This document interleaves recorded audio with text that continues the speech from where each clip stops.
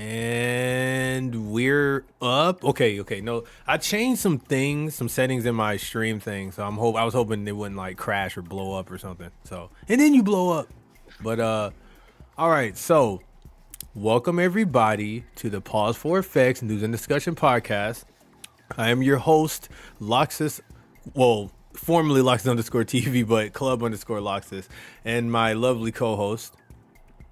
Your lovely co-host DT Faux, and we're gonna talk about the Mario Kart World Direct Tour today. Oh my! Oh, are you trying to? Oh! Hold on. My mic. Hold on. 2 seconds. 2 seconds. Cause my mic stuff is a setup. But welcome to. Fortunately, recording on my end still kind of working, so we'll see how it goes. Wait, you can still hear me?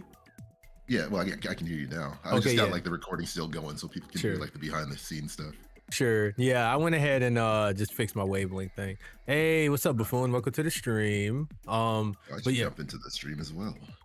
Yes, you should. Either on Twitch or YouTube, whatever you prefer. Oh, RC's here as well. What's up, you guys? But yeah, so today we're going to be talking about Mario Kart World Direct. You guys have been eating good as far as P4FX content goes, because me and DT Faux, be sure to check out some of my VODs, because I was visiting DT Faux. We had our initial reaction after the Switch 2 Direct.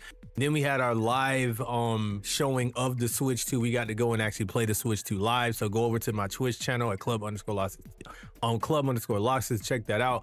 That was, I guess you could say, like a live P4FX thing kind of thing. And then now we got this after the Direct. I actually went to go visit DT Faux just not last weekend, the weekend before last, and I was there for like literally a week, which is really cool. It was cool. Yeah, it was cool hanging out with him. I got to try a bunch of cool games, and yeah, a lot of cool things happened. So, I guess let's go ahead and get started. So DT Faux, what did you think of the of the thingy, the Direct thingy? All right, so as far as the entire Direct, in hindsight, it didn't feel as necessary as it kind of needed to be, or at least like it wasn't worth the 2-week wait when they could have showed it the day of, especially with all the treehouse stuff. Sure. That being said, though, seeing the Direct has, like, I was telling Loxus that it's been like scratching my brain a little bit with some of the tech and information, but also I think I am more excited than even I was 2 weeks ago. Because, like, in my mind, I'm kind of just imagining, like, when they're talking about the open world free roam stuff and how much I had a good time with, like, Burnout Paradise and games like that, it's also kind of doing what I wish Breath of the Wild did, which was just being able to goof around the open world with your friends. Just, like, rolling around, doing nonsense and stuff. And obviously, this will be limited because everyone's going to be in carts, but it's still going to be cool to just, like, drive around with friends in an open world, discovering stuff, doing crazy stuff, just having fun overall. But I guess that's my initial impressions for the Direct before we get into anything else. But what about your initial impressions? Well, my initial impressions is basically like they just kind of showed more what we were kind of already knew, sort of. Like, if I'm being 100% honest, I was pretty underwhelmed. Yeah, I was a little underwhelmed. But I mean, it was cool, but it was just like I kind of knew everything they showed besides the really cool. I mean, they showed, we'll get into it, but it showed some other cool things. I should purge that we'll get into, but aside from all of that, it was just kind of like more or less the same thing I saw when I was there, basically. But I do like some of the new trick system that they added in, but I guess we can go in order because you have notes, right? So like, what do you have in your notes as far as like the order in which we're going to tackle this thing? So the first thing is, like, it does seem like we're returning from kart customization, which I'm personally okay with. That you and I have talked about it as well, and I do agree with you that, like, the kart customization for newer players has gotten pretty complicated for Mario Kart 8, where it's like, all right, select your character and then select your body, your wheels, and your glider, and like you got to know the details, and if you don't know, that could like make all the difference between winning or losing. And it can also just be tedious because, like, if people want to make things very efficient, they don't know what the meta is. And then there's a whole entire argument about like having to make a meta as well, as opposed to choosing your favorite card or character and then just rolling along, literally and metaphorically. But yeah, I'm just kind of glad that it's kind of like a return to form, keeping it a little bit more simple so that you can just like jump in your character, your car, and just start moving along.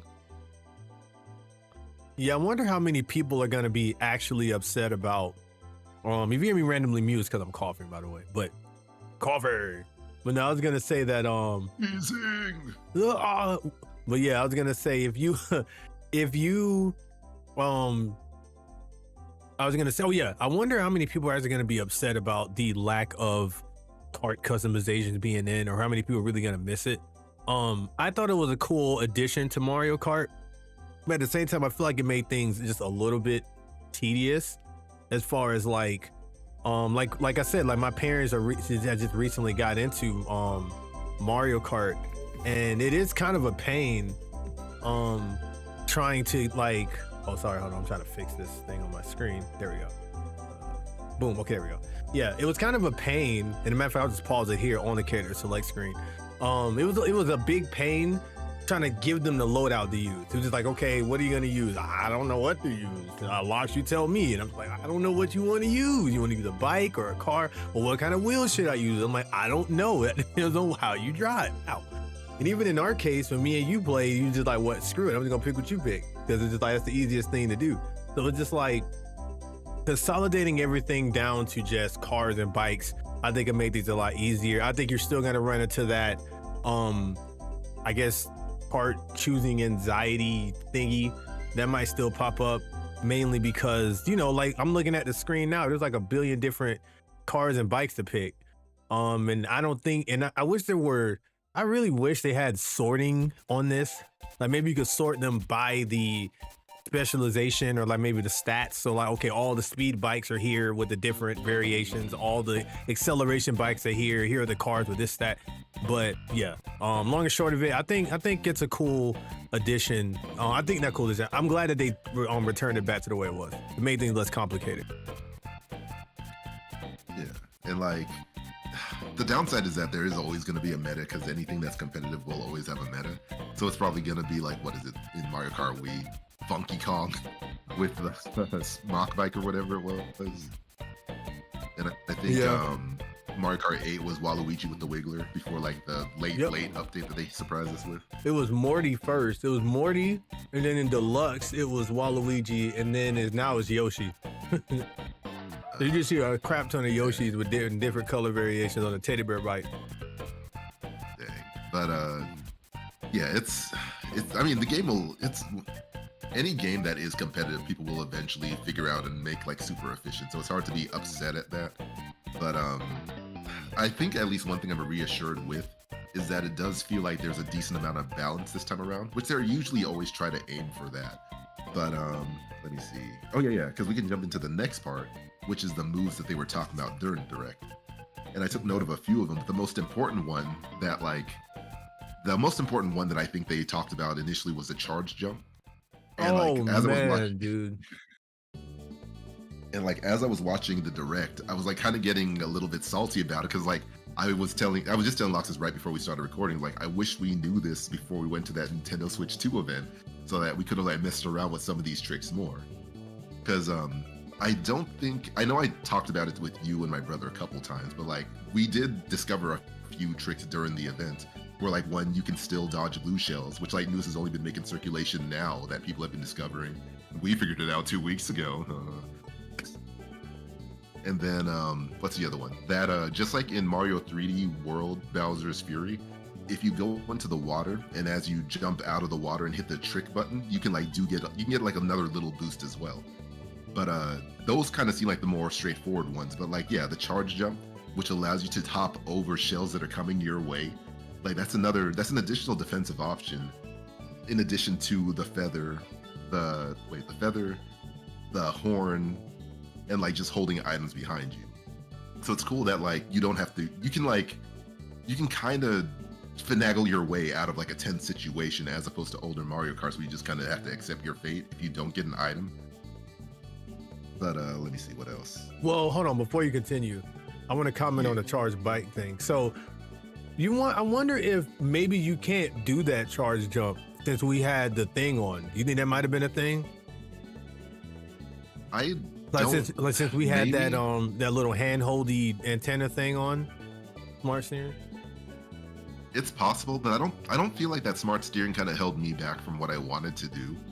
But then again, it's Mario Kart, so it's hard to say how much I was cooking versus just lucking out. Right, but I'm definitely gonna use that as a John for me coming in 14th place in that thing though. Like, because I'm thinking it hindered us in some facet. I'm sure because they had to let us know that smart steering was on.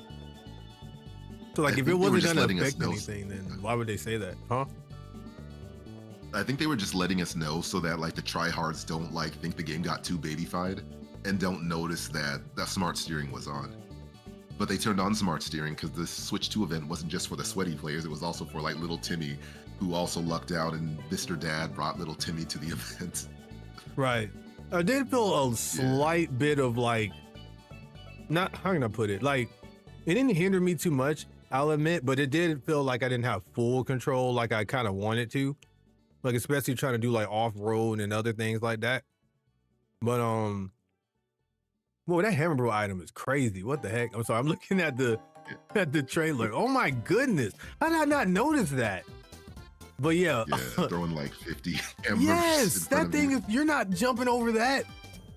But oh, that was sick. No, you definitely got to watch out for that. That was sick. I didn't notice this when I was watching this before. Did he charge jump that or he jump off a weight? I'm sorry, y'all. If you're listening to this, no, he charge jumped. That was sick. Okay, sorry. All right, I'm back. Okay, like I was saying, the charge jump. So I feel like the charge jump is going to be game changing. This is literally going to be the thing that catapults Mario Kart to its own stratosphere as far as these goofy item arcadey racing games go. Because just the sheer fact that you can just hop off the ground and just do tricks off the ground into things, and there's so many things going on in Mario Kart constantly, is absolutely ridiculous. Like, I could just be riding around and I can just charge jump into a parasail and front flip off of that onto a wall, front flip off of a Shy Guy car, and then come, like, it's just the individuality and self-expression you're gonna have is gonna be like astronomical unless you're on some boring straightaway. But then again, you can like charge jump. Like, can you charge jump and jump off of one of those tackling guys, the football guys? Like, that'd be sick if you could do that. I'm not sure if you can do that, but if I recall seeing in the direct, I think I did see someone technically footstool from a charge jump. Yes, just the capability of being able to do something like that is absolutely crazy. Like, you mentioned in our text message, you being able to like charge jump, flip over like items and stuff is gonna be crazy. I'm sure the red shells are still gonna like, fly up and pop you. If you try to jump, that's not gonna save you. But like green shells and like other BS items, you can just like wall jump. You can just charge jump over that, and it's balanced in a way because you have to hold the jump long enough to do it. Like, you can't just jump over it. You gotta like hold it for a while. So if I'm right behind you and I throw a green shell, you're not gonna charge jump over that unless you're constantly pressing it every other second, which I'm sure most people probably would do on a straightaway. Like, why would I be on a straightaway and not charging the charge jump? Yeah, I mean, additionally too, I think because they specifically specified when you're driving in a straight line. So like, I think it's a way to like mix up the parts where you have nowhere to go and nowhere to hide. So being able to do a charge jump can help alleviate, some of that vulnerability, basically. But something else that's really cool too is I like how the burger. something else. Oh wait, you're about to change costumes then, based on your location. Oh, what's my costume? When I'm wear the streamer outfit, I'm gonna have like some headphones on and like a Mario shirt.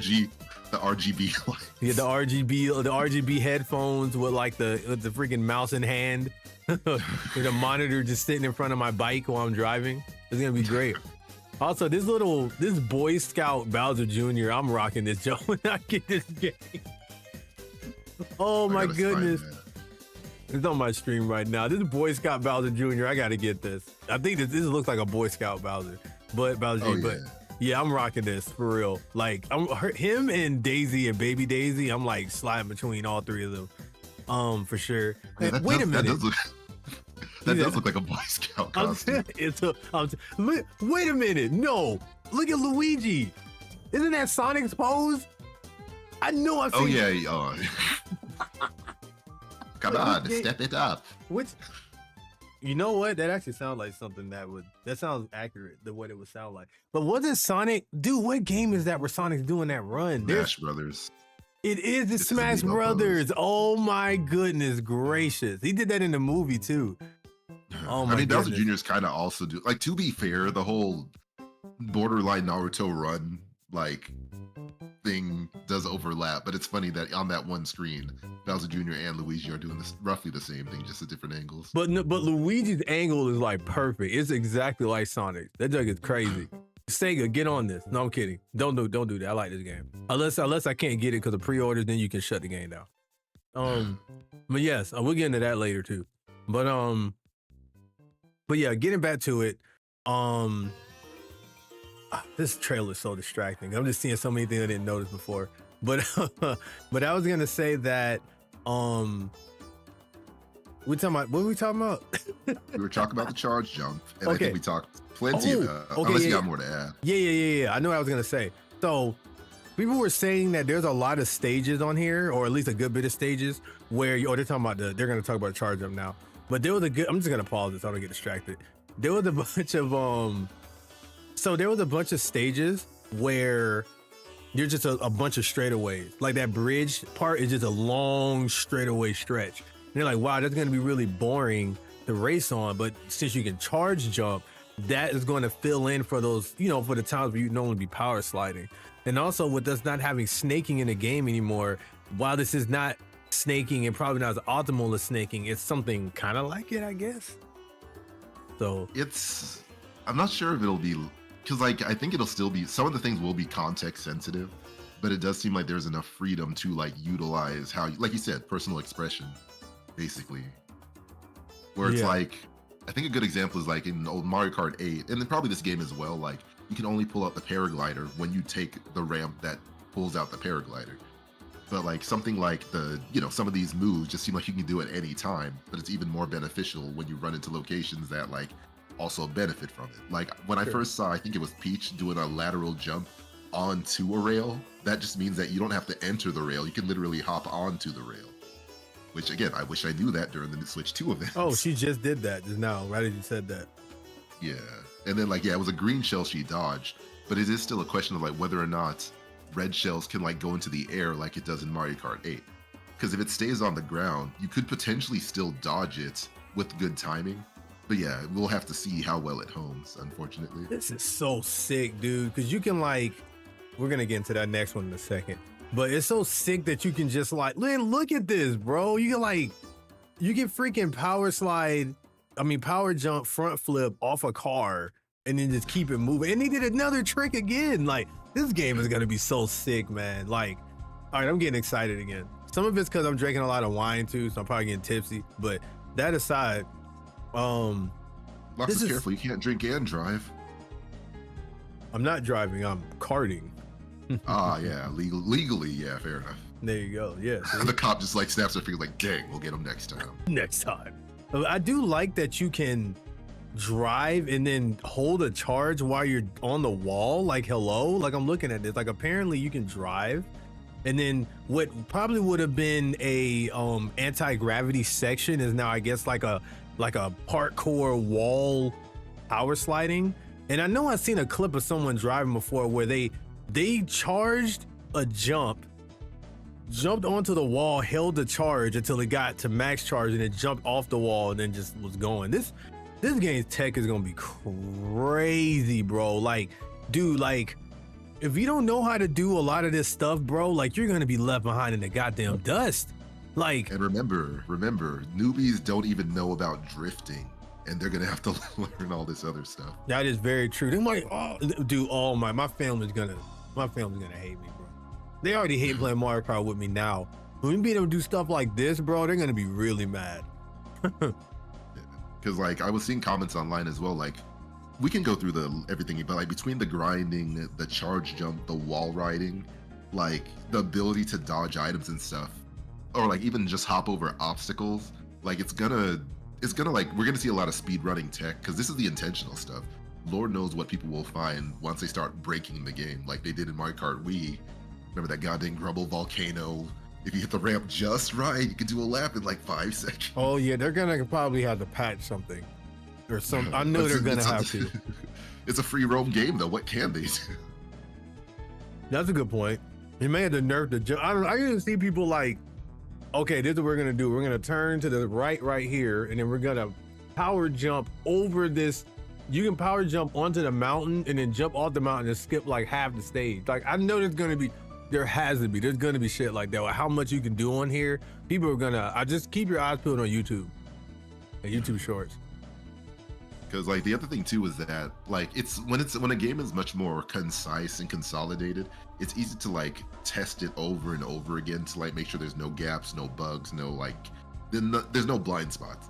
But when the game starts expanding more and more, it gets harder to track every single bug without like heavily play testing. So like even Breath of the Wild and Tears of the Kingdom, Lord knows how much Nintendo play tested that, and people still found duplication glitches, like shield, like super jumps. Like they found so many things I'm sure that Nintendo did not expect for people to find. Either that or they put in a lot of those tickets, and then like the debuggers just didn't care. Right. Yeah, the movement is going to. I think that's probably what has me most excited for this game is just like the movement on top of the better movement as far as like instead of the paraglider, you get the plane, so it's no longer just gliding; it's falling with style, and you can do tricks while you're on it. Yep. It's also kind of like the Diddy Kong Racing people wished for or still wanted, but we're not gonna get right now, at least. Oh, but they're never gonna do it because I was thinking, like, what if Nintendo worked with Rare to bring like Tip Top and Timber and Banjo and everyone else? Like everyone's already. Yeah, like everyone else is already here. Why not just bring the Diddy Kong Racing characters? That's cap. Into. That's cap. Where's Diddy? Conquer. I mean, all right. So you are right. He's not there yet. He eventually did show up in 8, and I have a feeling he's gonna show up by this. If he's not here, I will be surprised. I wouldn't be. They don't. I mean, well, I don't know, because they'd have to redesign him. I guess they could do it. I guess. Well, no, he's fine already. Like they already showed merchandise and images with like Diddy with Donkey Kong, I think already. For Bonanza? Not during Bonanza, but like with the whole talk of like Donkey Kong's redesign, I think there's an image with Diddy on his back already. Let me see. But yeah, I'm checking. Sorry, I'm munching. What's up, Panther? Welcome to the chat. Then my meta people showed me how nasty Biddy Bug and rollers were. Cannot wait for newbies to see some hop off the cliff. Like, what the F are they? I feel like that's a rite of passage, like for Mario Kart. A friend told me about a Mario Kart game where you had to finish your drink before you finished the race, but you weren't allowed to drink. Huh? It's a drinking game they're talking about. This led to someone trying to finish their drink, but someone pushed them past the finish line, DQing them. Dang, that's crazy. Mario Kart serious business, man. Also, I found the image, so let me send it to you. This was from someone who found it on Reddit, I assume. Okay. But like, you can see like the old Donkey Kong and Diddy Kong design and what's supposedly the new one. And like, it seems like as far as designs go, Diddy didn't change all too much in the redesign, if at all, really. I wonder how this is gonna look translated into 3D, I guess. That's a fair point, because this is still very much the image that I'm sharing with Lox is an image you could probably see floating around the internet of like literally the same Donkey Kong and Diddy pose, but with like Donkey Kong's more kinder eyes and more roundish design. But it's hard to say how much they'll really change Diddy, because Diddy already looked very cartoony in the first place. So like, I think it was just more trying to get Donkey Kong in line with the rest of the Mario characters, as opposed to worrying that they're going to change every Kong out there, on top of Donkey Kong. That's true. Okay, how do you feel about the rewind feature? Oh, sorry, what were you about to say? They could make Diddy Kong taller and add like give him green eyes, so people have a whole entire discourse about black eye Diddy versus green eye. Okay, Diddy. so yeah, I was right to cut you off. So yeah, what do you think about it's freaking Sonic Adventure? How do you feel about? I mean, that is true. That is something to talk about, though. I'm joking. I was showing my cutting you off, but anyways, how do you feel about a rewind feature? It's very useful in an open world racing game. Okay. Because like the thing that kind of makes Burnout Paradise hard to revisit is that especially if you're trying to do very important jumps, whether you're trying to get achievements or just do cool tricks and stuff, and you miss that jump, sometimes you have to spend like minutes to get back to where you were to retry that jump. So like having a rewind feature that apparently is only going to work in some modes, not every mode, and especially not online races, it seems like, it will come in handy. For like, especially, I don't know how far you can rewind, but if it can like work in missions as well, where it's like, oh, jump on this panel and then like get over this gap. And like, oh, you missed that gap? Well, then just hit the rewind button to retry that area again. I think it's a good quality of life addition, basically. Yeah. How do you feel about it? I think it's good. I like that it kind of reminds me of, I don't think you play, I meant to let you play that game. What's it called? Slipstream. Like on Slipstream, you can rewind, like during gameplay, like when you crash, but you only get like 2 times to do it, and I think you get some kind of penalty for doing it too. I can't remember, but in this game, your penalty for rewinding is that if you rewind, everyone else is moving in real time. So I don't know if you can even use this online or not. I'm very curious about that. I'm gonna say I doubt you can. That seems like that'd be kind of hard to implement without causing some kind of weird thing going on. But maybe they could. So what I heard is a single player thing. What'd you say? Yeah, no, I can save you time because they put it in small text during the direct. It says can be used in free roam and when you play races solo. Oh, okay. Yeah, so like it's because the immediate concern is like, can this be used in multiplayer? It would also kind of be cheating, and I was only able to use it when they had us in the lobby, but I don't think I tried it during an actual race. Oh, you did it, but yourself? Yeah, that like when my brother and I were like by each other at the Switch 2 event, I think it was either he accidentally hit the button first or I did, but like you were able to work backwards, so you didn't have to like be stuck in place while everyone passed by you. But I wasn't sure if that was like I don't remember if it was a solo race or a multiplayer race, but if this text is saying can be only used in solo races, then it had to have been during solo races or in the lobby. That makes sense. Okay, well that's good to hear. Also, this touring Yoshi outfit is so clean, bro. All right, I'm using Yoshi too. Yoshi with the scarf, with the bracelets, man, and the goggles. Like dude, he looks sick. Dude, Yoshi looks so sick. Cool. Yeah, I guess we could jump into the costumes now at this point. Sure. Like, look, do you see him? You don't think he looks fire? No, everyone. But that's the funny thing. Everyone looks fire, and when everyone looks fire, I don't know. Right? I mean, Peach. I'm kidding. No, Peach looks. There's memes about Peach everywhere. It's Daisy for me though. But yeah, Daisy and Peach. Everyone does look phenomenal. They got Monty mode. Like even Koopa gets like different outfits. What are you about to get into though? What's your thoughts on the costume? I think it's a good idea. The thing that my brother brought up, which I also brought up during the event, was like, wait, why do they have different costumes for different slots, as opposed to consolidating them to selecting the character and then the costume? I think that's going to be a pain if they don't fix it. Yeah, that's going to be, or at least letting you have a sorting. Oh wait, they have a sort down at the bottom. I see it. Yeah, let me move my mouse out the way. Well, I see it. Yeah, you hit the X button and it sorts. But the question is, will it be able to sort? Is it going to be sorting by? Because it's like, okay, I don't know the best way to put it, but like in Smash Brothers Ultimate, you can like have, Echo characters overlap each other to clean up the menu a little bit. Yep. But like, I'm not sure if they're going to do, or if it's going to do like, hey, here's all the Marios, here's all the baby Peaches, here's all the Daisies. Yeah. Kind of thing. I mean, I would like that better than nothing, but ideally it would be a lot better if they had it to where, it just had it where you could click the character and then click everything.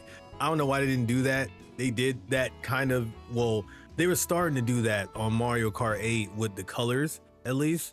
So you would think they will let you do that. They would have thought about that on here, but they didn't. I studied like that on purpose, by the way. But yeah. Yeah, but like, god dang, some of these costumes do look cool. Like I don't know what you would call it. Like, there's obviously the kimono clothes, but like, I think it's like those Japanese festival Oban celebrations. Oh, where, the like, they're yukatas? carrying, yeah, like you see Mario, Luigi, I think even Yoshi in them, and like they just look cool. Look at baby Daisy. Yeah, like I think the babies have like those are either safari clothes. Yeah, I think those are safari clothes for the babies in those images. Wait, you talking about their touring outfits? Yeah, I guess. Oh, tangentially related. I guess they have the name of the outfits underneath. Yeah. So like that one, the yukata you were talking about, I guess they call it like happy or hoppy, which is like some, not to be too ignorant, but some Japanese thing. But I would have to look into what hoppy means specifically. I gotta get this game. I gotta get this game. Oh, I gotta get this game, man. Peach is wearing the yukata. Peach is wearing and then what Yoshi's wearing, it says Matsuri. So I'm not sure if it's the type of clothes or like the kind of event those clothes would be related to. They got the Quacker on here from Sunshine. The Suckaduck? Oh, the Quacker. They got Sorry. him. They got it. Well, we call it a Quacker. Wait. I don't know if it is called a Quacker, but they have it. Like, you can race with it. What? I'm using it. I'm using the duck. Oh, I see it. Yeah, that's ugly. I'm using it. Oh my goodness, great. If y'all can get all happy about a cow, I can get happy about a damn toy duck, damn it. I was just about to say, like, you sound like me with the cow. Oh my goodness. I am kind of salty that like they have all these names for all these characters, like Beetle and Quacker and Cow. It's like not even Moo Moo. But it's funnier. It's more hilarious because it's just cow. Like it's just a cow. Yeah, like you got Princess Toadstool named Peach. You got a girl named Daisy. You got King Koopa named Bowser, and then just Cow. Cow. That's all you need is cow. That's all you need, bro. I mean, when you're that good, I guess so. Well, I think his name is gonna be Monty Mole. It's gonna be Mole. Yeah, like exactly. Like Monty kind of adds to it. Just calling it Mole is basic. It's funnier because it's cow. Like, well, who you main cow? Because like Not the a other thing cow, too but is that cow. like, because like Mario is such a character. The Mario franchise is such like a character-focused franchise. Like you have these weird dinosaurs named Yoshi and Birdo, and like Birdo, not even a bird. She does shoot eggs out of her mouth, but she doesn't even look like a bird. And then you got Cow. I mean, she kind of flies in the show. I'm just kidding, but she does. But I know that's funny. So Montgomery Mole. Not his government name. Oh my goodness, this Daisy looks so good. Oh, I gotta get this game. DT, please. I don't know how we're gonna do this with this pre-order thing. You gotta help me get this thing, man. I mean, shoot, I'm gonna need how much this game's gonna cost. I mean, look, the money part I get help with maybe, but the getting it thing is what I need help with. Maybe we can team up with this. But god dang it, I need this game and I need it now. God damn it. Look at her, man. Look at it. Look at This it. ain't even a beach outfit. I think I like this one better than the beach outfit. Like, oh my goodness. I mean, like not to go too far off with character design, but like there is a funny theory about like leaving things to the imagination, where it's like, you know, some people can like the scantily clad, and it's a time and a place for it. But like sometimes when they're wearing like drip, like full on drip, that just kind of looks and is more appealing in that own sense. Cause like, you know, the other one's obviously like sexual appeal, while the other one's like, oh, she's dripped out. That looks cool. That looks like hot in a non-sexual way, basically. Yes, she looks so cool, and I like how their eyes follow you as they're turning around on the vehicle. It's kind of weird. Like, look at the way her eyes are like, and then Mario's eyes shifting over looks absolutely crazy because his eyes are closer together. I think they do that in 8, but it is a nice detail because it's like they know your presence, but like when you get too far away, they don't turn their head. They just like, all right, I'll just look away until I turn back around. I think they do that in 8 too, but it just looks cooler on here, so screw it. I need this game. Yeah, I mean we covered costumes pretty well. And we covered all the moves basically. Like that covers those parts of my notes. So I guess the next part would be battle mode. And Okay. I had a feeling it was going to come back, but it's cool to get confirmation of it. And it looks kind of like a return to form, because like instead of you being in some designated arena that they just make up for you, it's like you're kind of in. I mean, that's how it was before too. But I don't know, something about it looks like the battle mode that I remember. But something about what would it take for battle mode to? Okay, all right. I'll tell you how to ask this. Okay, what made battle modes so fun in the past versus how they were in recent games?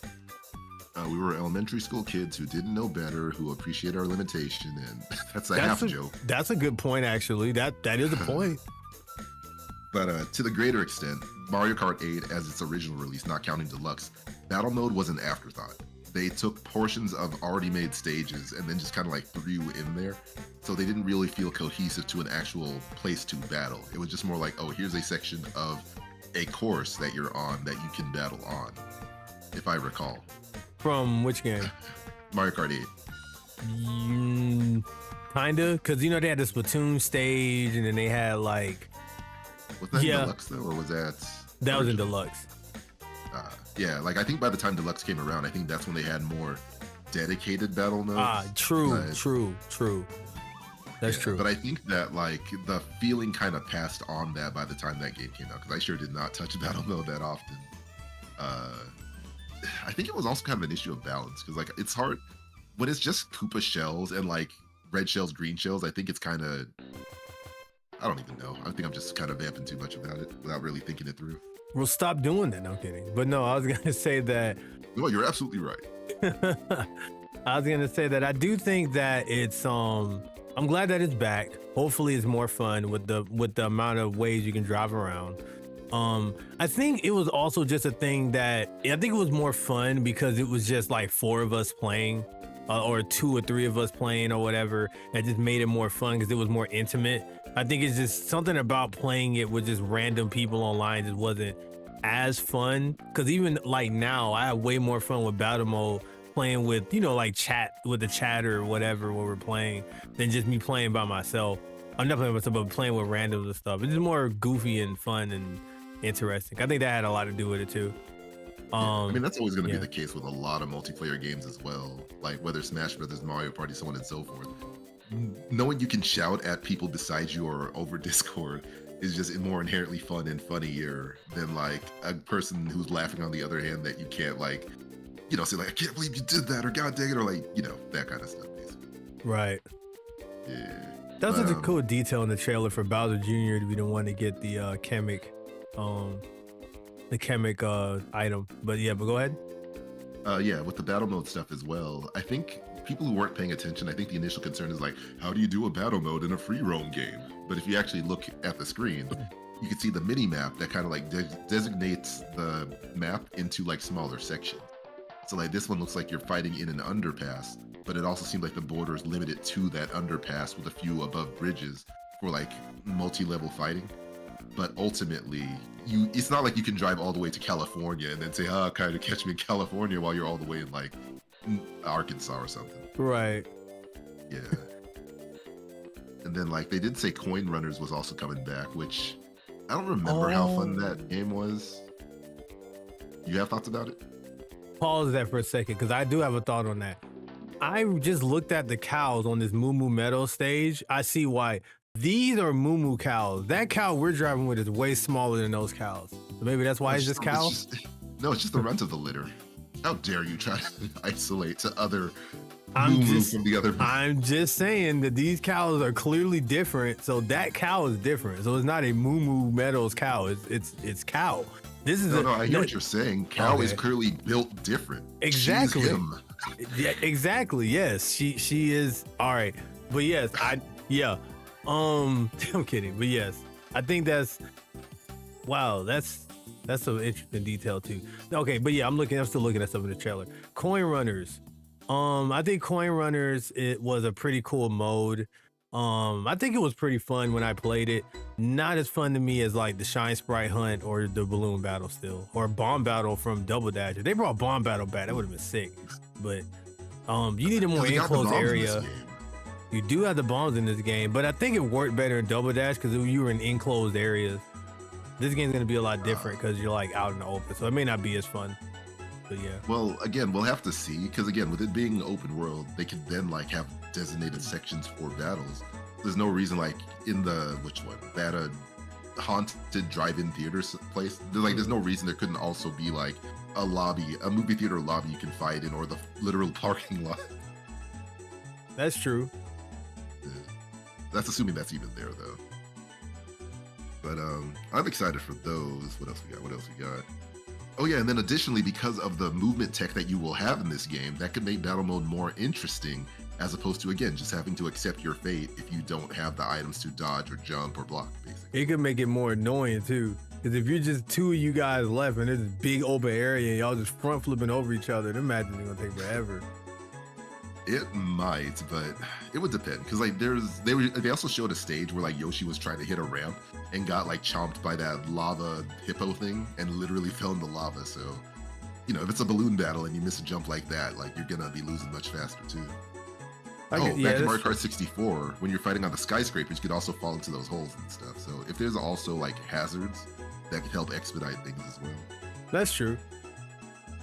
But I don't like it, man. I'm wrong, so screw you. No, I'm kidding. It wasn't about being right. Well, fair enough. And then, so another thing that got anything you were gonna say first? No, you go. All right. So another thing that got me very excited was seeing that, like, there was already a suspicion about what you could do in the open world, because the idea that you would just drive around and race just kind of seems basic.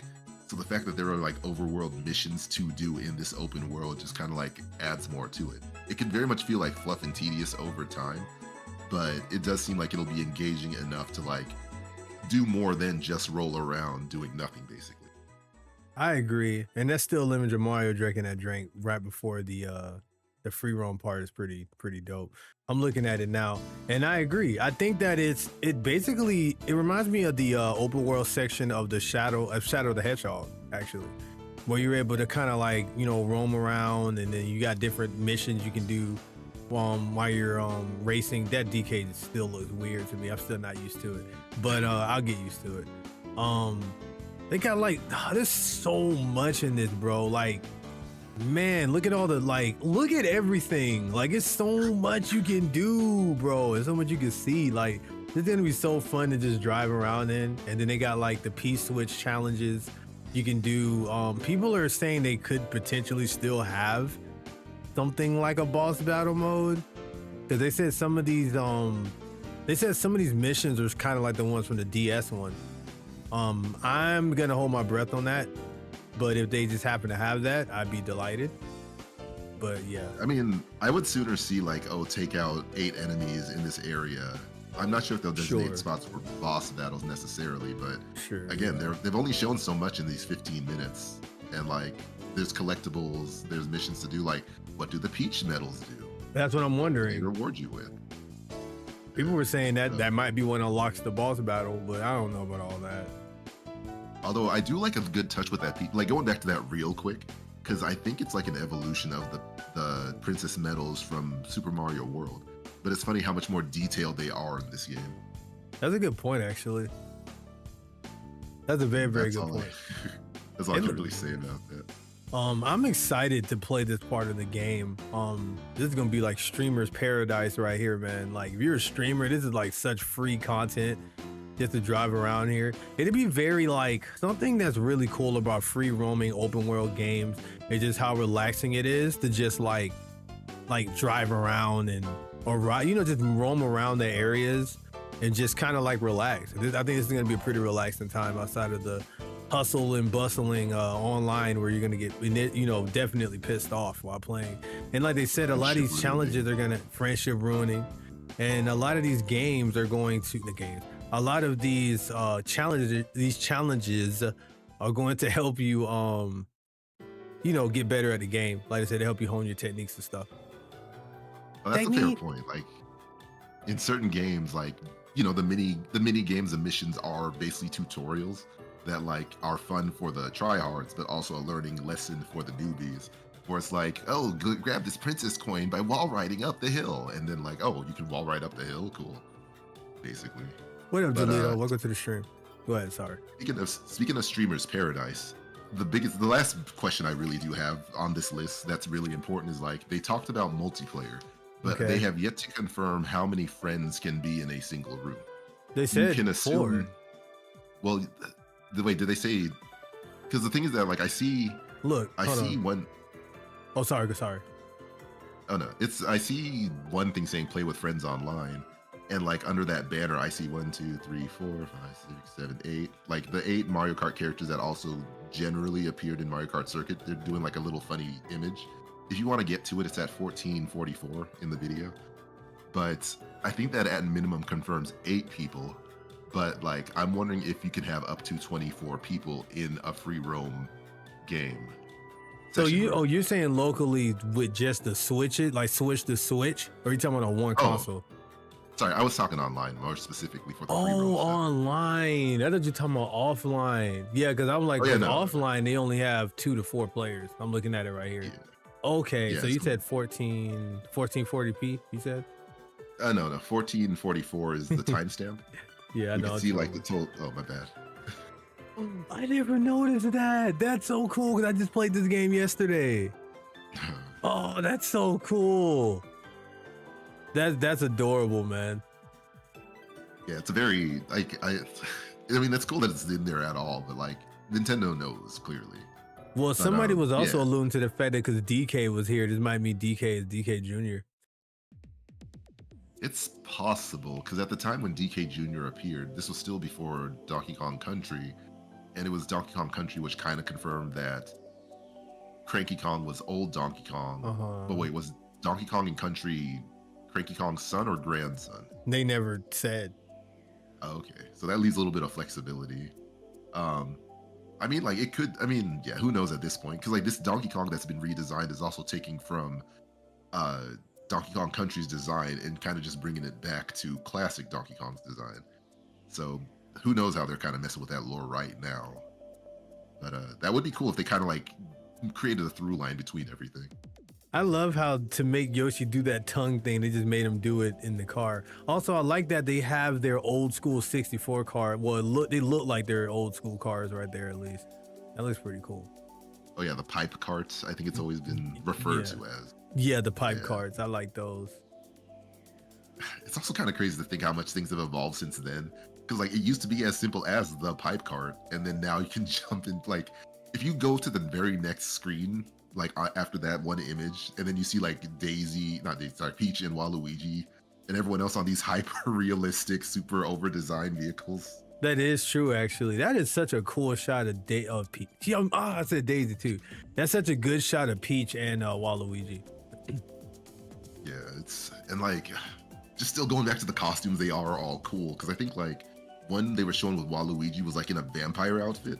And I think another one, like for as much of a trucker as Wario looks, they specifically have a trucker outfit for Wario. That is true, actually. That's so funny. I guess they must have saw the vision like we did. I don't know. It's funny. I was saying, I don't know how they're going to top Mario Kart 8. And now they're topping Mario Kart 8. So it's like, I don't know how they're going to top Mario Kart World. Yeah, But and not Nintendo- accidentally saying 9 is going to kill me. What you about to say, though? It's where was I going with it? I don't know. No, Nintendo always finds a way to surprise. They And do. like every time they do, I just kind of think about like, man, how do I get that magic and that level of confidence where like, because sometimes their new ideas aren't even new ideas. It's just the implementation of them that makes them exciting in and of themselves. It's a team. It's a team effort. It's probably harder for you because you're just one guy. You don't have nothing to bounce your ideas off of. But like, there is a team of people. I'm sure one person probably comes up with an idea, but they bounce it off of many different people, I'm sure.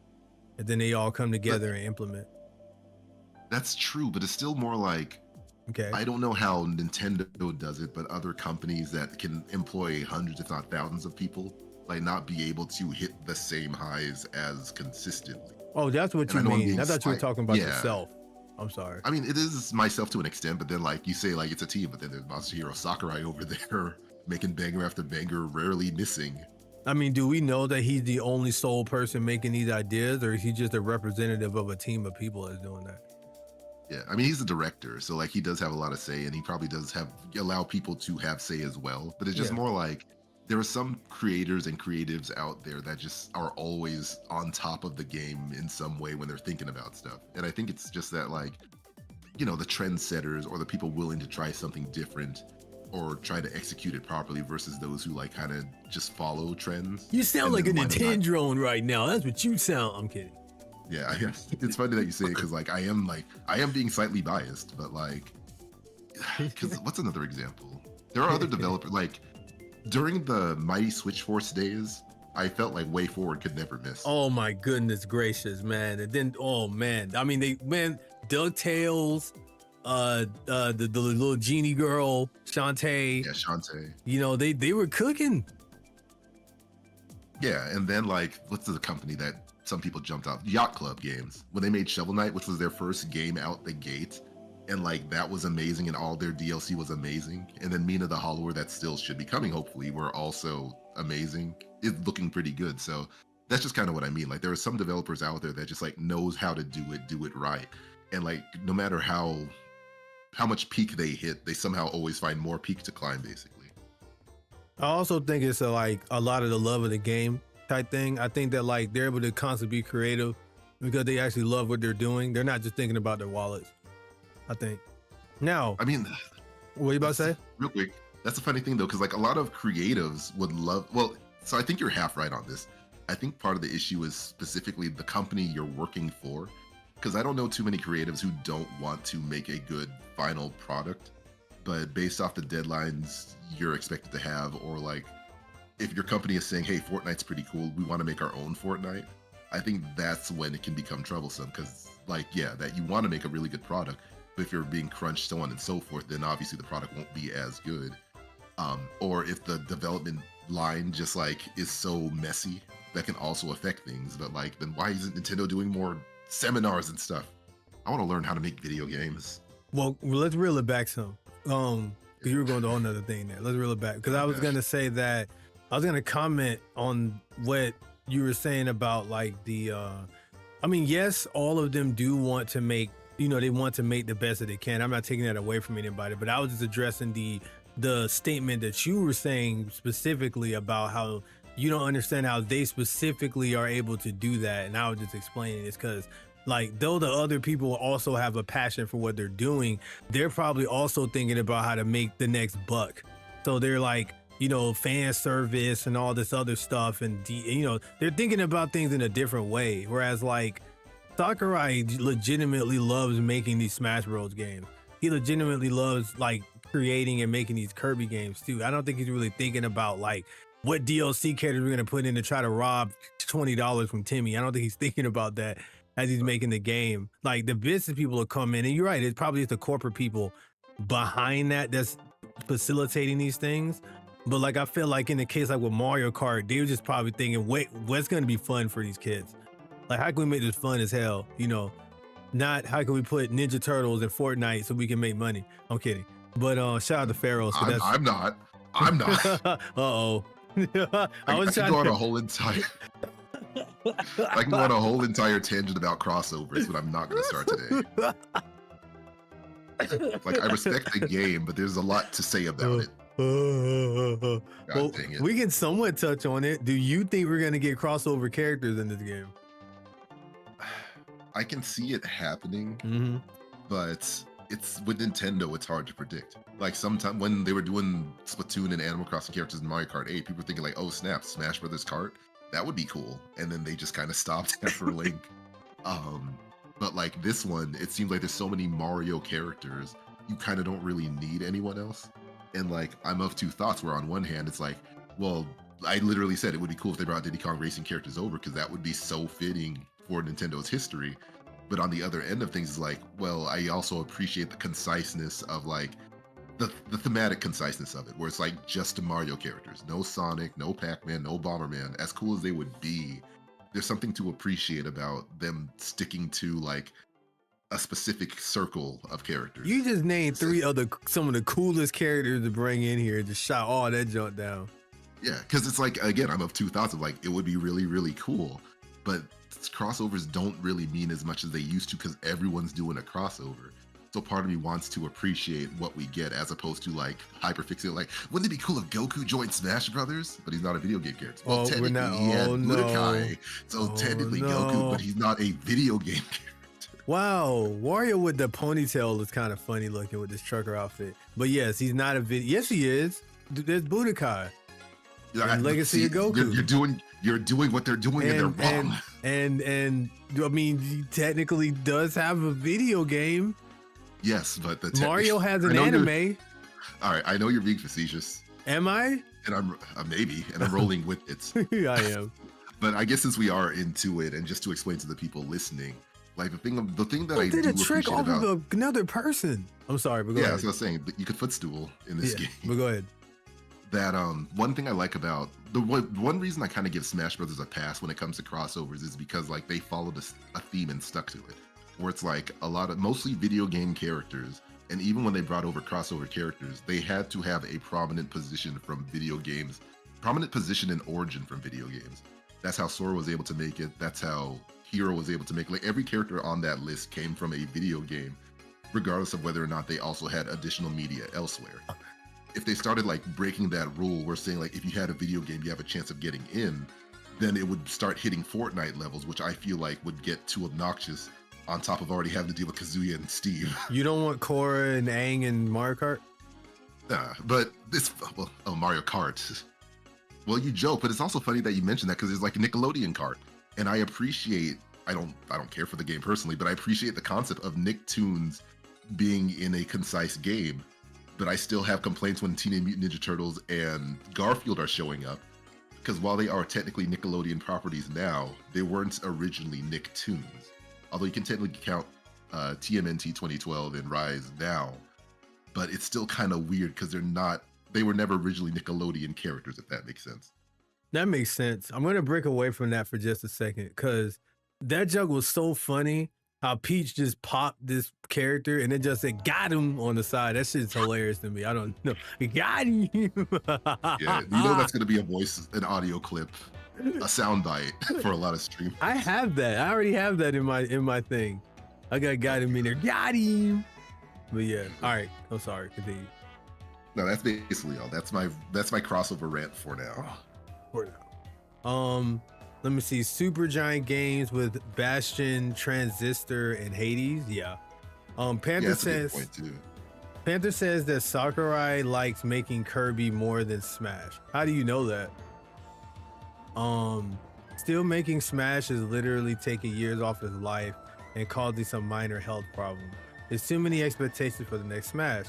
Sakurai should just retire or show a new team how to make a new platform fighter that's not Smash. So I say that I half agree with you on that, Panther, only because I'm not saying you're wrong about whether he likes making Kirby more than Smash. I just don't remember seeing that anywhere.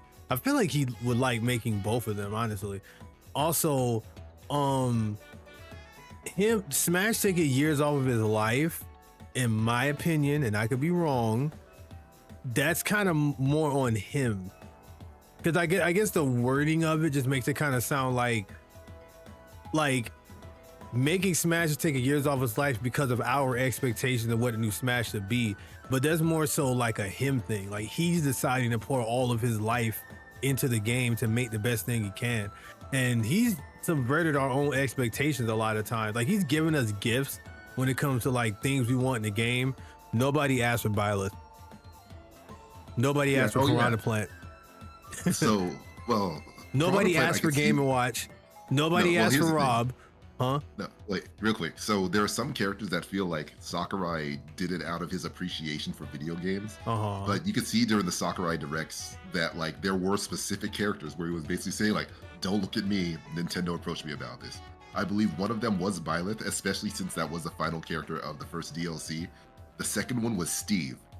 Where like I'm sure there's other characters, but like those were the two moments I can remember where he would say like Nintendo approached me about this. Sure. And I think that was his way of throwing them under the bus. Sure, and that's fine. But what I guess the point I was trying to make is that he's not, because I guess the thing I'm trying to tackle is that a lot of people try to throw that like, oh, the fans keep bothering him about characters and it's like forcing him to this and that. That's not necessarily true.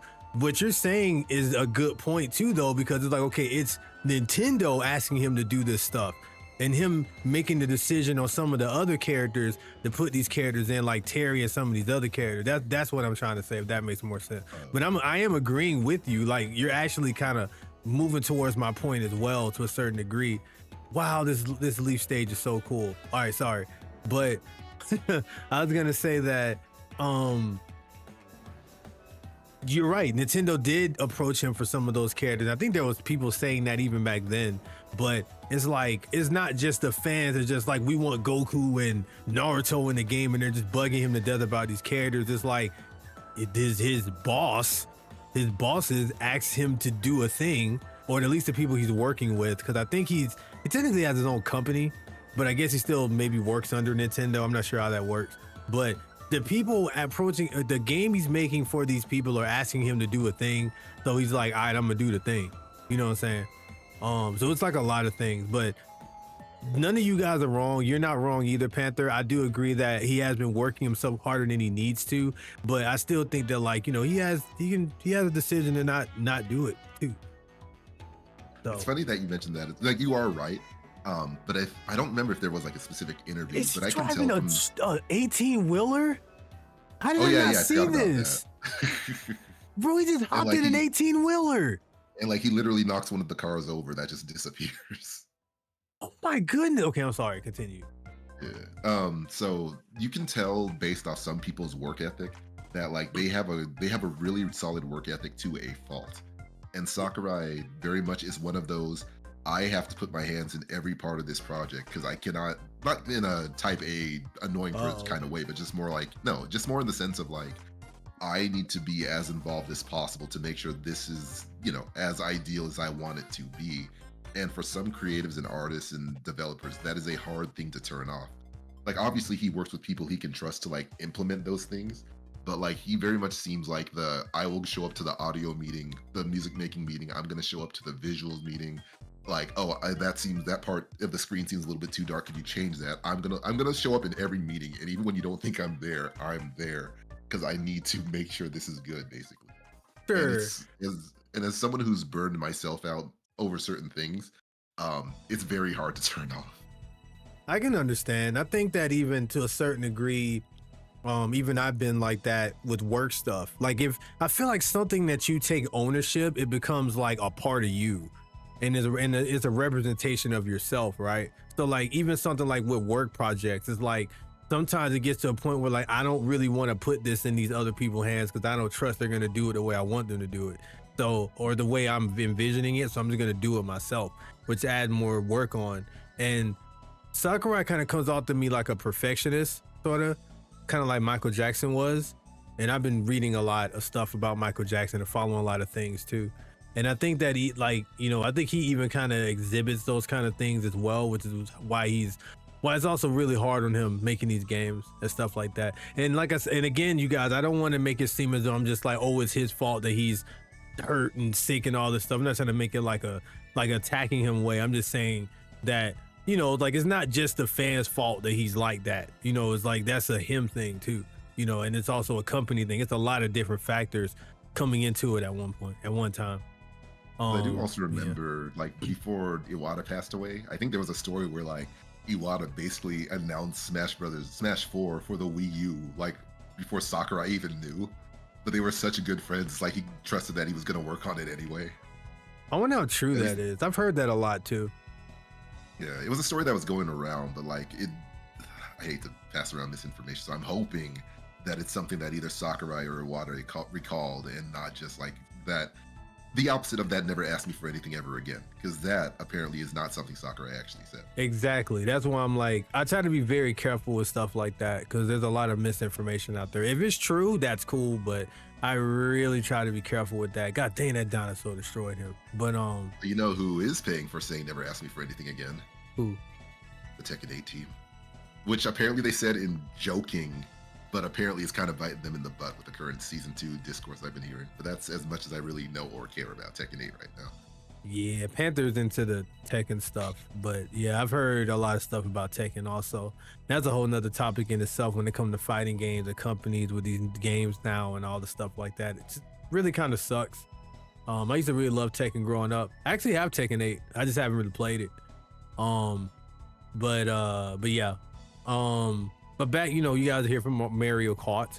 So, where we at time? Oh, we're at 104. Okay. But we're almost done, I think. Yeah, cause I feel my voice starting to kind of hoarse out a bit. But I was gonna say that cause I know the coughs are gonna start coming soon. Rainbow Road. So they show, it's funny, Rainbow Road's playing in the background right now. So I was watching Nintendo Live. Shout out to Nintendo Live. I was watching their reaction and everything to it. They mentioned that it'd be really sick because they didn't show Rainbow Road. It'd be really sick if Rainbow Road was like a world. Like it's like Rainbow World. And like it's kind of like another set of stages, another type of open world thing above. That'd be pretty sick if they did that. They said it's just copium thinking or whatever, hopeful thinking, but what do you think about that idea? I think they're on the money, that it's going to be a Star Road situation where like with Super Mario World, where you take that special path and like especially like when you're looking at the cutscene, which I'm surprised there's cutscenes in Mario Kart World, and you see everyone racing towards Peach's castle, which is apparently has a beam shooting up into the sky. Like it can't just be Rainbow Road. Like you don't do all that pomp and circumstance just to do one course. Yeah, yes they can, and they will. I'm kidding. But like in the grander scheme of things, I could see like a Star Road. I think they already had like something of Rosalina's. No, they had a Star Observatory on the ground. Right. I could see a galaxy type stage in space. Like I think it's like it is also copium and like just assuming, but I think it's gonna be another the depths of Tears of the Kingdom situation where there's even more game than you kind of expected. Yeah, I'm thinking so too. I think there's gonna be more going on here that they may not have showed. Cause okay, I can go ahead and ask this since we're getting towards the end of this. Do you feel like based on everything they showed us, not about what we think could be in the game, everything they showed us, do you think this is worth $80? All right. So as far as I saw this question coming, because that's why I just said no immediately. I don't think we're at the point where they should still be charging more than 60, maybe 70. Okay. I'm sure like the quality is going to be there, and the obvious argument is like, well, quality art, you should pay properly for it. But it's still the concern of the trend that would be set by paying for an $80 game. And it's funny, I also thought it was going to be a $90 game until my brother corrected me, and I don't know how I got $90 in my head. But still, an $80 video game is a scary thought, not because this game won't be worth it, but because everyone else is going to think their game is worth it. And not every game is worth $60, basically. But it's interesting because Nintendo specifically felt like this game was worth $80. Because the guy when we went to the thingy, the Nintendo Switch 2 live thing, I asked the dude, or somebody knew, I think the guy asked the dude I was racing with, I think, that was paired with, I think he brought up how the game's $80, like in a joking way.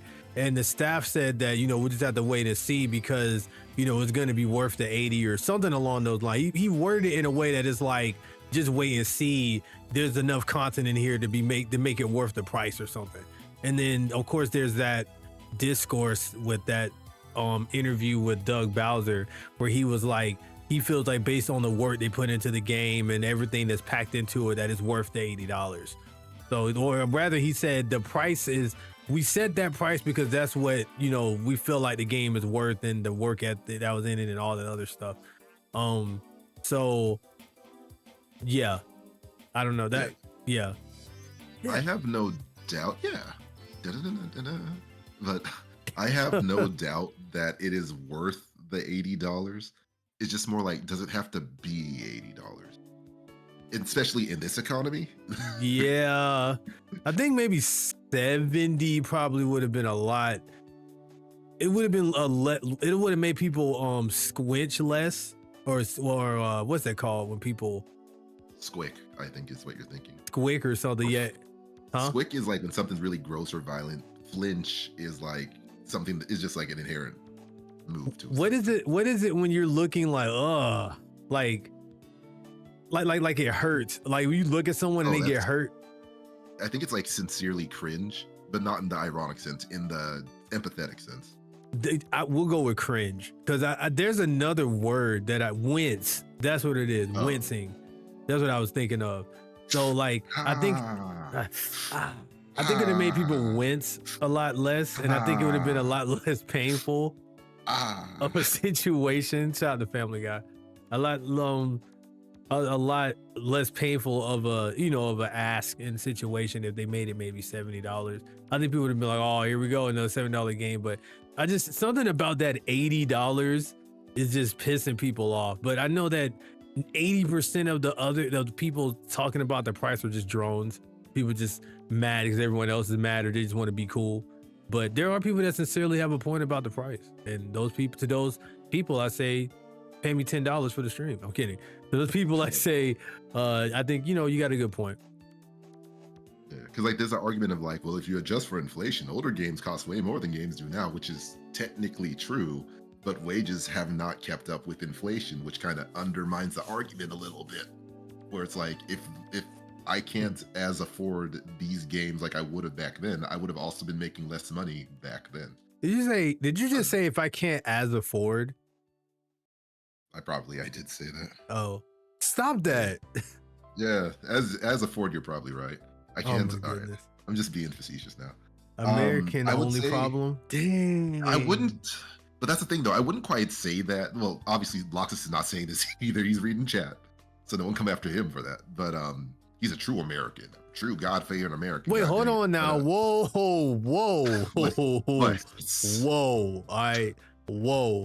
I got my hands up. My hands are up in the air right now. But you go for it. You go ahead. Continue talking. What's the God-fearing of the American? No, just keep talking. Okay. I'm backing out of this on purpose.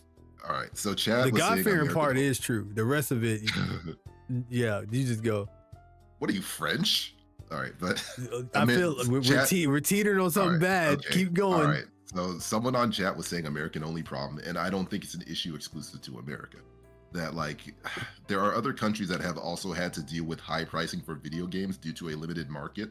I think it's just that a lot of Americans are being hit with this unusual circumstance for the first time, but it's not exclusive to the US. And depending on how the economy could possibly be going, depending on which way, other countries could be hit with it as well. Because sometimes global politics can, not like in, you know what I mean? But basically like, don't assume it will simply be an American only problem, depending on what's going on and what's causing it. Of course, but also then, and thank you for that actually, because that is good to know. Hopefully you guys at home understand that as well. But I think you just got baited though. Yeah, probably. Because like I do remember when I was in Australia. Yeah, because I think RC's half trolling, because I think he's serious, but I think he's also just like half joking too. But I think you might have got baited just now. But it's still good to know. You know, there's people that probably legitimately have that mindset. Now you listen here, RCC, GG. Back in my day, God dang it, as American. Yeah. RC said I'm joking. Right. Yeah, so you got baited. You got baited. Yeah, I probably did. Yeah, I admittedly do get passionate about certain topics and stuff, you know. That's okay. But, I think it's cool. Just not when it's for a whole hour long. But yes, I think it's really cool. I like when you talk, just not for longer than 2 seconds. Yeah. See, we have an understanding. Yeah, but to wrap up at least that tangent, I do remember in Australia, I was surprised at some prices because, like, depending on the game, they have more flexible pricing. And when I went to get Pokemon Violet and I think Sonic Frontiers, those games were somehow cheaper than if I were to buy them in the US. But when I tried to get Street Fighter 6 at launch, it was somehow more expensive than it was in the US. So, like, despite the tangent that I went on, like that's kind of the point I'm making, is like some countries have to deal with even more flexible pricing, like Australia, while say like Brazil or other parts of South America, where like they might have to pay even more depending because they don't have as much accessibility to physical games. But yeah, that's all. No, that makes sense, and I agree with all of that. That wasn't he jumped off of an actual player card too on top of that, RC. But yes. No, I appreciate you sharing how you felt about that. As someone that lived legitimately, you lived in other countries many times actually, right? Oh yeah. So, back in the 2000s, like even when Germany used to go by the franc before they took on the euro, like video games were also, I think, I don't want to say twice as expensive, but they were definitely more expensive than US MSRP for N64 games and Game Boy games at the time. Yes. But it was also at the time when Nintendo wasn't treating Europe as well with their video game releases, where like you'd have to wait half a year, if not an entire year, for a release, and then they will still be more expensive. And there you have it. What? No, I just like reading what RCGG said. Like, dang, the franc. Oh yeah. Wait, did he say Frank or France?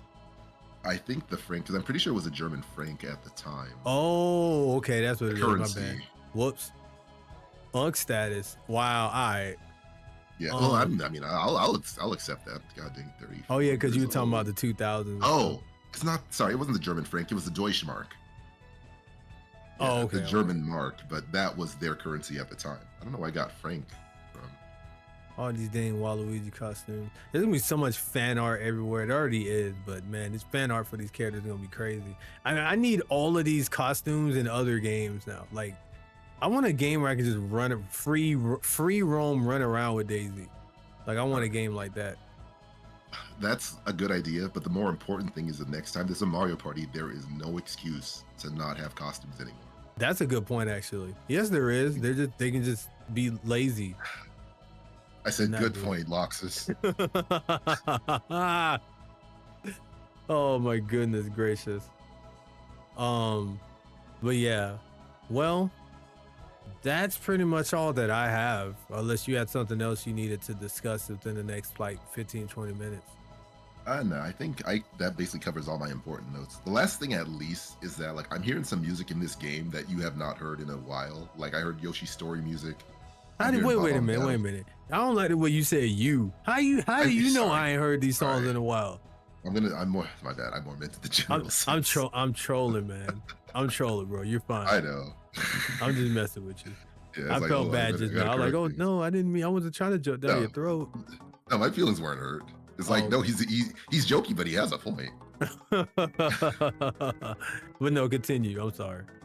Yeah, so I was hearing Yoshi's story music when they were talking about the food stuff. Yes. The food transformation stuff. Yes. I think it was either Bob on Battlefield or Peach's Castle was one of the songs I heard. I heard Dino Jungle from Double Dash. Yeah, like I expect a lot of the Kart state music to make it there. Admittedly, the things I was more surprised on was like the non-Kart music that was showing up. Like one of the songs was what was it? Oh, Super Mario Brothers 2 or Super Mario Brothers USA, where you're doing the character select screen. That music was in the direct as well, and I'm wondering like, where's that going to show up in this game? None of that music was in this game. It was for our other projects. That's very possible. No, wait, did chat say that, or was that your idea? To say that was me. Okay. Well, I can be funny. I'm witty. What the heck? Yeah, I know.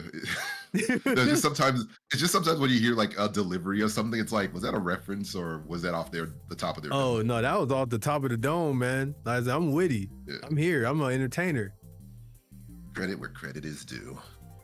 And so is your money. Speaking of credits, speaking of money, if you'd like to donate to my Patreon so I can afford a Switch too. Thank you, P4FX, for cleaning my wallet and for cleaning my plumbing and my wallet.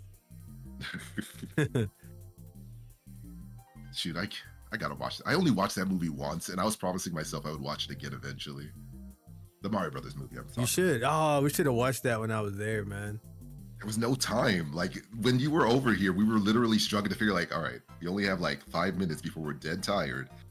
What can we play? And we managed to play some games, but like we definitely didn't hit as much as we wanted to just because of like how little time there was.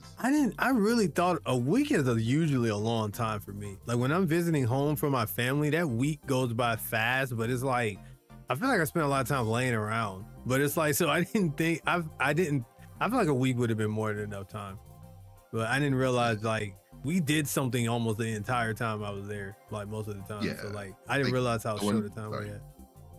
yeah, going to places, going to New York. Like we were literally running around Jersey and New York for like 2-3 days in a row on the road for half the day 2 times. Getting me Like, sick. Yeah, all those things. yeah. Yeah, Yeah, I mean, not my fault though. But that's kind I guess my proximity, I share some of the blame. maybe, but it's just I still don't understand why I was the only one. This is the second time that's happened. That happened when I went on a trip with my friends, and we were on the same plane and everything. So I wasn't the plane. I was the only one that got sick. I mean, an unfortunate reality, assuming it's nothing related to like being on top of vaccinations or immunity, is that like I think some people just have different levels of inherent immunity where some people just get sick easier than others. But it can also depend on the sickness as well. Because there was a time that like I think it was last February, I went to dinner with my mom and my brother, and we went to the movie and we went to Olive Garden, and I was the only one who got COVID later. So Yeah, I could see that. Like I went on a trip to Vegas with my friend, and he was the only one that got COVID, and I sat next to him the entire time on the plane and still didn't have COVID. yeah, My so it can sister also had COVID, and I kissed her on the forehead and hugged her and everything before I knew she had it. And the day later, she got hit with it. But we know she got confirmed to have it, and I still didn't have it all that time when I got tested. because sometimes it depends on like how contagious they are, how susceptible you are, which is why they recommend like if you're out in the cold, make sure you dress properly because your immunity goes down if you're sick. That right there. Okay, I think I know what the problem was this trip too. So, and I'm not trying to put any blame on you and your bro or anything, or specifically you. I'm kidding. No blame on you guys. I'm just saying I remember stating how sensitive I am to cold. Yeah. Yeah, and I think the fact that I was out and I was out in the cold longer than you guys were too, because you guys were inside and I was walking around and stuff. And then it was drizzling, so my clothes were wet too, and it was cold. Like I think I'm just realizing, because I think you guys may be more used to the weather since you guys are closer maybe to north than I am. You guys travel more, and you guys are like, you guys are more swole than I am, so you guys can, build up heat a lot better than me. I think maybe all of that could have been a thing. I'm extremely sensitive to cold weather. I think that's why I got sick the last time I was in New York too. It was colder than that the last time. Yeah. So and like I've known a couple other friends who also said they're sensitive to cold. So in those kind of cases, like, well, if you don't want to be shut out of other regions of the world, you may just have to unfortunately bundle up more. That's the thing. So I underestimated how cold it could be, because I did a weather check and it said it was going to be like almost in the 70s up there. And then when I got up there, they're like, oh, it's going to be raining. It'll be like 50 degrees and all. I'm like, God dang it. I should have brought my boots. And then additionally, as you're passing a lot of people, that's an increased chance of getting sick. That's why during the pandemic, they were saying like, stay home if you can. Sure. But like, for those who don't know, when we were trying to make our way to that Nintendo Switch 2 event, there was a protest going on in New York City. That is very true. Yeah. And we had to navigate our way through a bunch of people to make it to the other end, almost being late for the event. That is very we true. made it in time. That is also very, very true. Yeah. But I'm almost 100% sure it probably happened during that time I was walking around after the event, after I was done with the event and just roaming around the city. I think that's probably when I got it. And I think I wasn't even in the contagious phase likely until I got back or something. By the time I was like on the plane, which is probably why you guys You did have me sick. wondering, because like those times I was sneezing and stuff, I wonder if like maybe I was dealing with a lighter version of it.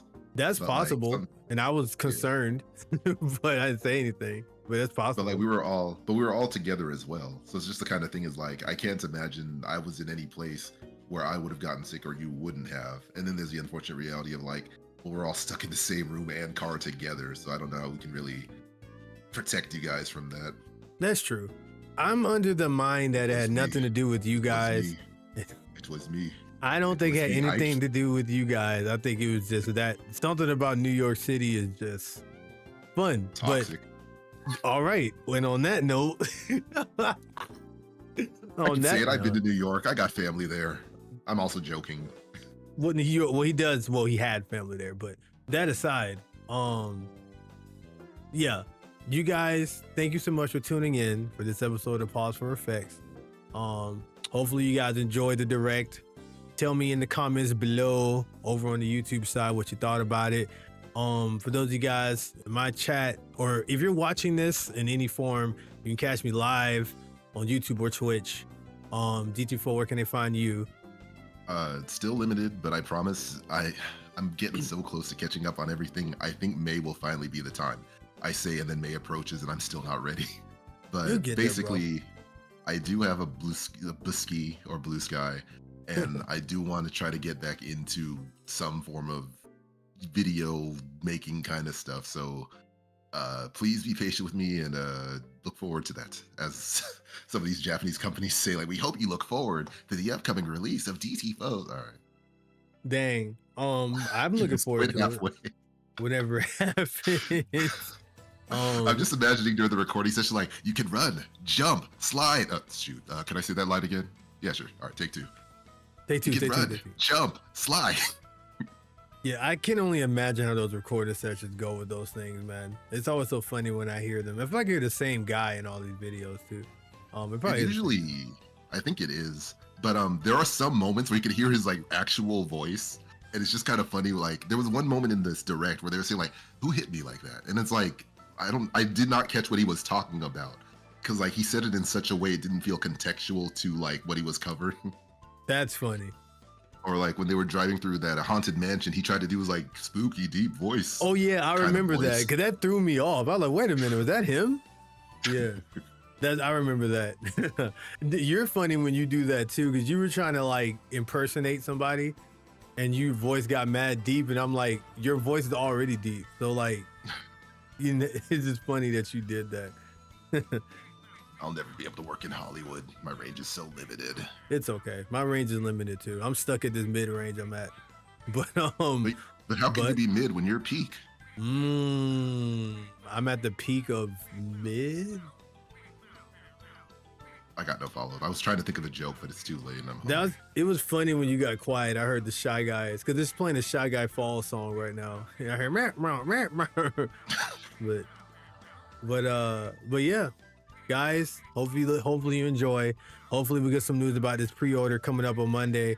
And yeah, you guys take it easy. Much love. Keep your hands out the cookie jar as usual. Stream tomorrow. Yeah, I'm streaming tomorrow still, probably around 7:30. Eastern Standard Time. So yeah, I'll still stream tomorrow, unless something happens. So whatever. And then you'll blow up. And then you blow up. I'll probably stream Splatoon though, because I've been streaming Splatoon all week. So get some Splatoonian, with some Goonies, and we can chat and stuff. But I feel my coughing about to come up, and so I probably need to rest my voice for a bit. So guys, thanks so much for tuning in. You guys take it easy. See you guys next time. Bye.